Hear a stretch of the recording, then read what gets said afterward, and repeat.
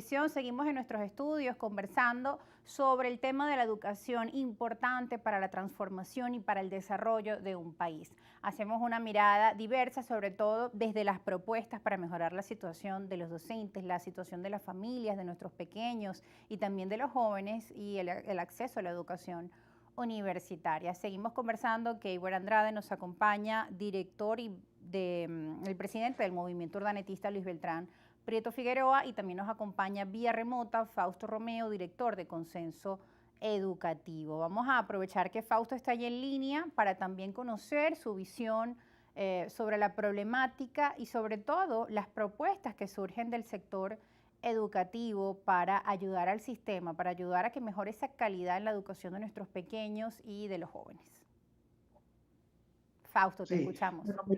sí, bueno, en efecto, el sistema educativo de Venezuela presenta muchas debilidades, mucha deficiencia, no solo de ahorita, de hace más de 40 años, lo venimos diciendo, lo venimos anunciando desde el 2015, 2017, la falta de maestros, la déficit de maestros, y indudablemente la diáspora ha hecho su estrago también, pero el atractivo de poder estudiar educación, bueno, no se ha ido visualizando. Por otro lado, indudablemente no es tampoco un atractivo y eso perjudica indudablemente el poder llevar a la necesidad de los 150.000 o 200.000 docentes que se requieren en Venezuela. Un docente precisamente no es solamente aquel que tú le dices ahora a un muchacho de quinto año, bueno, va a estudiar docencia, ok, son 5 años y ya yo tengo el docente. El docente se forma desde la primaria prácticamente, es decir, lleva todo un proceso, un andamiaje de conllevar adelante. Bueno, son cosas que realmente hay que superarlo, hay que llevarlo adelante y por eso se está abordando desde el Ministerio de Educación el Observatorio de Calidad Educativa, que no es otra cosa más que ponernos en el tapete sobre la marcha en el país. Venezuela por fin va a medirse, va a ser una medición a nivel de todos los países latinoamericanos. Y no es una medición que parte desde el Ministerio de Educación, desde la esquina de sala, que muchas veces piensan, no, es que van a arreglar las notas y van a arreglar los puntos. No, eso realmente es el laboratorio de la calidad educativa que lo establece por los de tercer grado y sexto grado, e inclusive Venezuela está apostando más porque quiere que vaya primero y tercer año de bachillerato esa evaluación en la matemática, en la lectoescritura, indudablemente, y en las competencias del pensamiento lógico que se pueda ir dando. Entonces, la literatura también es una forma de también evaluarlo.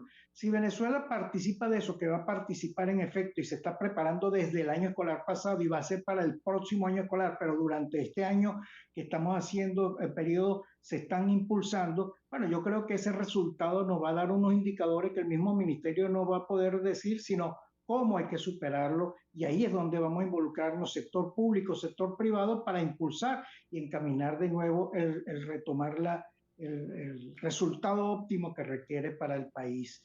El desgaste de un sistema educativo no es en perjuicio de una persona o de un Estado o de un sistema de gobierno, sino es del país y de los estudiantes. El futuro de Venezuela se puede ver perjudicado si esto no se retoma como debe ser. Bueno, importante tener la visión también del sector privado. Fausto, además de ser director de la ONG Consenso Educativo, también es vicepresidente de la ANDIEC, de la Asociación de Educación Privada, y coordinador sectorial de Consecomercio. Fausto, te invito a que te mantengas allí en línea. Vamos a escuchar ahora los argumentos de nuestro invitado en estudio y vamos a retomar ahora contigo porque también los problemas en el sector privado inciden también en la educación pública. Muchas veces los padres no tienen los recursos para poder pagar el acceso a la educación privada, el aumento de los colegios se dispara y esto, bueno, hace que los padres busquen entonces en las escuelas, en la educación pública, cupos para sus pequeños, pero también no se dan abasto, ¿no? Es parte de esa realidad. Bueno, bien, fíjate, siguiendo un poco la línea de lo que está hablando el otro invitado, ¿no? Fausto. El compañero Fausto.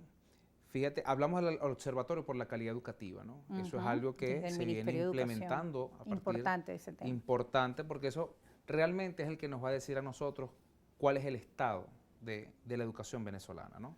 No podemos decir que no hemos hecho nada, sí hemos hecho mucho, porque tenemos la educación bolivariana que fue construida en este proceso revolucionario tan importante, que era reivindicar primero quiénes somos, de dónde venimos, hacia dónde vamos, ¿no? Un proyecto totalmente interesante que respondía también a un contexto social de su momento.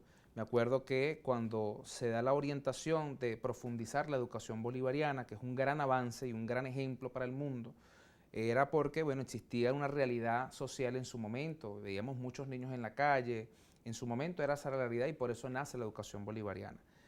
Frutos de la educación bolivariana lo vemos hoy en la migración, lamentándolo mucho, nuestra juventud Sí. fue víctima de esta situación de bloqueo económico contra Venezuela, esta guerra inducida, esta guerra de quinta generación que sufrió Venezuela, pues una de las caídas fueron nuestra juventud que tuvo que emigrar.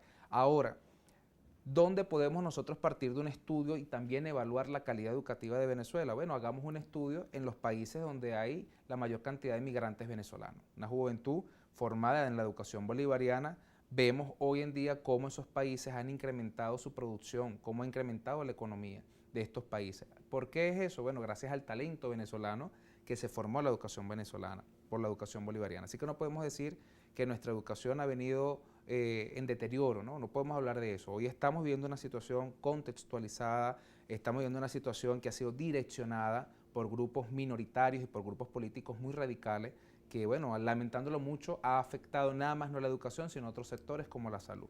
Entonces, yo creo que es el momento importante, como lo ha llamado nuestro presidente Nicolás Maduro, es el momento de dialogar y construir juntos un país sin tener que elevar o preponderar un color político, sino que como la educación es un tema que nos une a todos y todas, yo creo que es importantísimo hoy la iniciativa que toma tanto nuestro presidente Nicolás Maduro como nuestra querida ministra Yelitza Santaella en participar y solicitar dentro de este observatorio por la calidad educativa. Bueno, vamos a revisar a Venezuela, pues vamos a entre todos diagnosticar, ver cuál es la raíz que existe de este problema y bueno, entre todos vamos a construir. Yo creo que muchas veces nosotros tendemos a ser muy amarillistas cuando hablamos de este tema y tenemos que observar desde nuestra propia práctica, desde nuestra propia cotidianidad, desde el círculo más cercano que tenemos.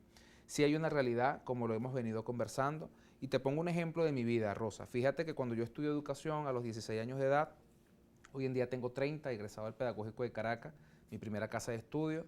¿Qué era lo primero que me decían en el pedagógico?